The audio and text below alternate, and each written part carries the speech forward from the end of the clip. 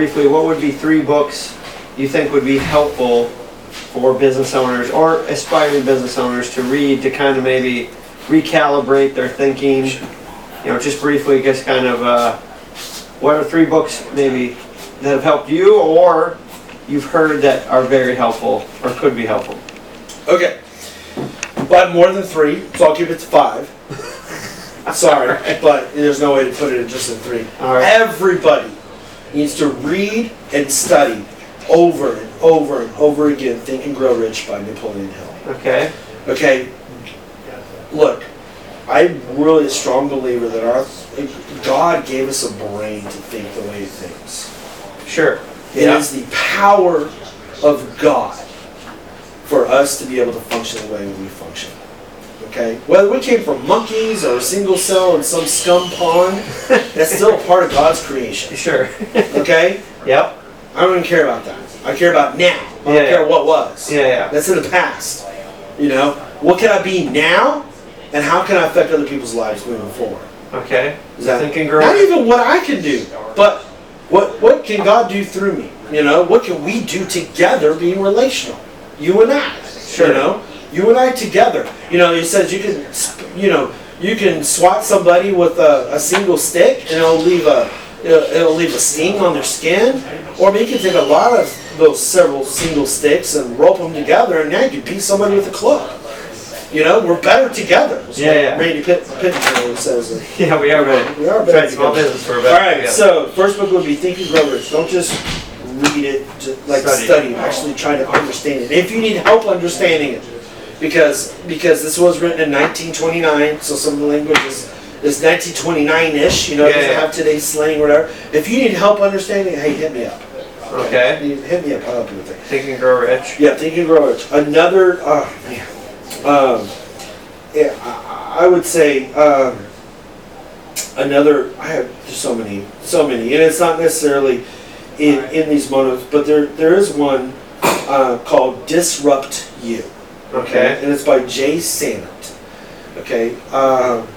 Jay Samit was amazing because he was the guy that actually invented the process of putting music and videos on DVDs. Okay. So it all started out as just using DVDs to put instructional videos and audio. Okay.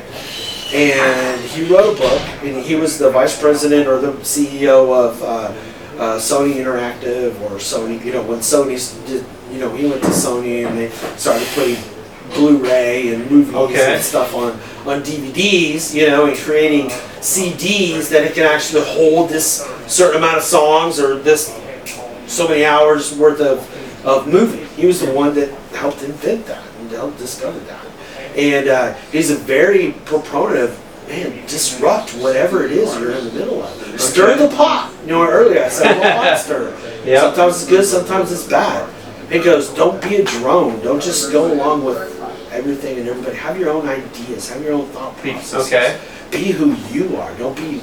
That's when it comes to marketing. You've got these people that, you know, they go into, look, tactics is what happens inside the battle, but strategy is what happens before the battle. Okay, and you've got a lot of people that are like, oh, I'm gonna go get a website, I'm gonna do a newsletter, I'm gonna get a business card, and I'm gonna get on social media, and I'm gonna Twitter and twatter this out and all this other stuff, you know, and why are you doing that? Oh, because the other business is just like mine down the road. They're doing the same thing, so therefore I'm just gonna do what they're doing. Yeah, well, you know, now you got the case of the blind leading the blind. Why? Because do they have a strategy? Maybe they don't.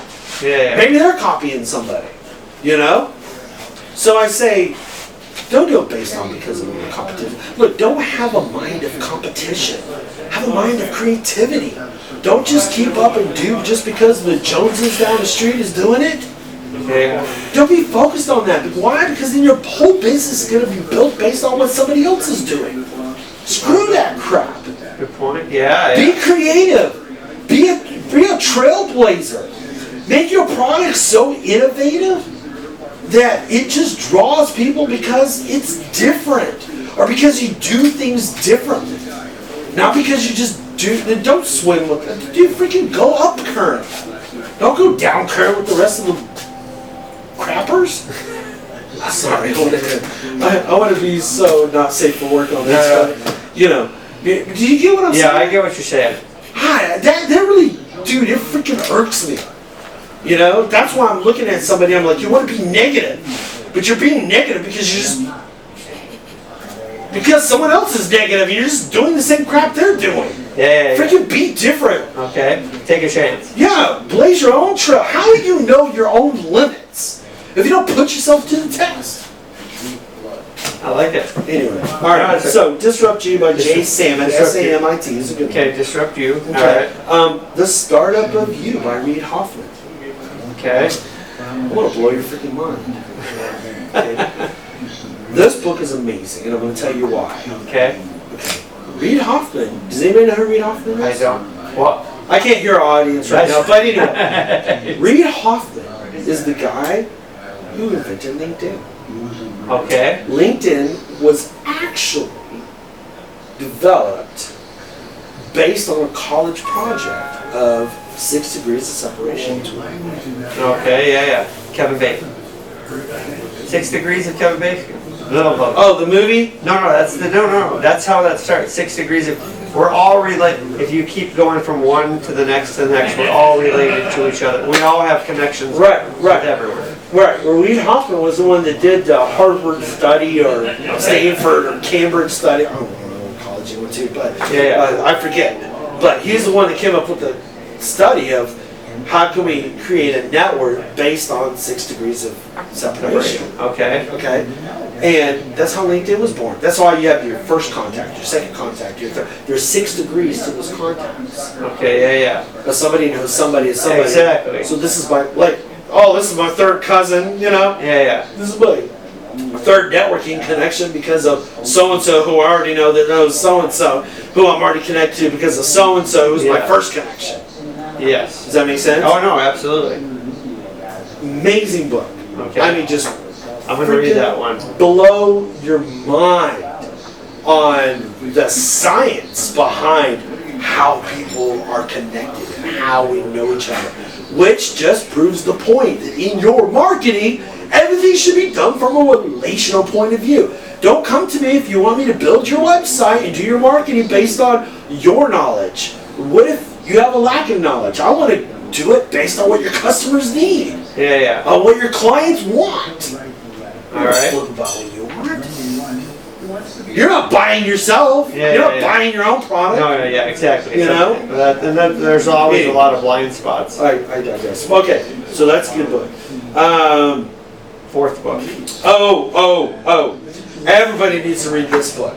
Okay. Now, he purposely is boring the first chapter and a half because he wants to weed people out. Okay. Okay, that can actually understand what he's saying. At least that's what I gather. That's my own personal opinion. Okay. Okay, because I'm ADHD and I was bored the first chapter and a half, but then he got into the meat of it. And I was like, to grab my attention, I was like, whoa.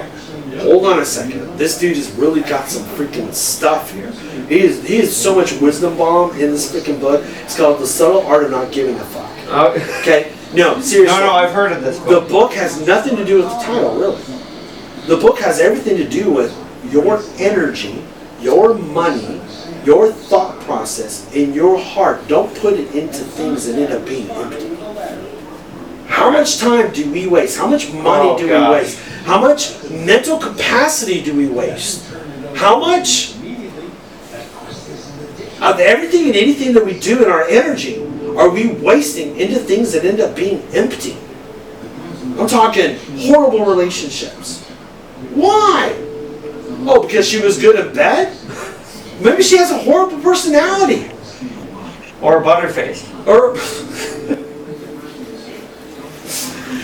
You know, or I went to this conference to learn all this cool stuff and it has nothing to do with what I do. I just wasted money and time that I will never get back. Time, other than love, time is the most next valuable thing we have. Oh, yes. Love is the most powerful thing in the universe. And if you approach everything with love, I'm talking how you treat your clients, how you treat your customers. I'm not saying, you know, if you come across BS, yes, you need to disrupt that. But anyway. All right, so The Subtle Art of Not Giving a Fuck by Mark Manson. He helped Will Smith write his book, which is also another really great book. Okay. He's had a checkered last year or so. Yeah. Mud, Sweat, I and was gonna Tears say, by did Bear Grylls. Mud, Sweat, and Tears. I like is a good Bear one. Grylls, but I never read his book. Another good one, everyone should read this, is The 10X Rule by Grant Cardone. Oh, yeah. Regardless of what you feel about him, that is an amazing book. Sure. Well, logic and reason and information are always good. Yes. And there's let's see. Two other ones. Clockwork Okay. by Mike McAllowitz. I've heard that name before. He's written. He wrote the book called Profit First. Yes, which is another excellent book. Okay, I just finished But reading that. Clockwork will teach you how to run a business and not pull your hair out. Okay. That's usually a good How to thing. step back and encourage and build confidence in your team and letting them do their work. Look, 80% done by somebody else Yeah. is just as good as you doing 100% yourself. Oh yeah. Well, you can focus. Because on that 80% that they're doing right gives you 80% chance to be creative in doing and creating other things to perfect what it is that you're doing. Does that make sense? Yep. Had a lot today, but I'm still tracking. Okay, so that's a good one. And an amazing book. Ugh, amazing book. Everybody should read this book. It will totally change your life. It is a really good book. I have a lot of them. I actually have. All right. I have hundreds. But this book is good. It's called, and it just came out this year in January. It's called How to Buy Back. Drop the bourbon. How to Buy Back Your Time by Dan Martell. I've heard that one before It's too. another really great book. Buy back your time. All right, we got. Are we still recording? Yeah, we got. Or are we not recording? we're recording. Are you sure all this stuff is being recorded? All this stuff's Because I'm being dropping recorded. some stuff that, I just dropped the bourbon live recording. That's right. It Okay. did break, thankfully. It did not Speaking break. of, It can we have landed more straight bourbon? on the Do you cork. want some more? Are we having a party now? I am. You gotta have some more too. I will tell. No. I will say this. I am good, but I got a couple more questions for you Yeah. before we wrap up here. Kind of some fun ones. I'm having fun now. I'm getting warmed up. I know. Oh, really?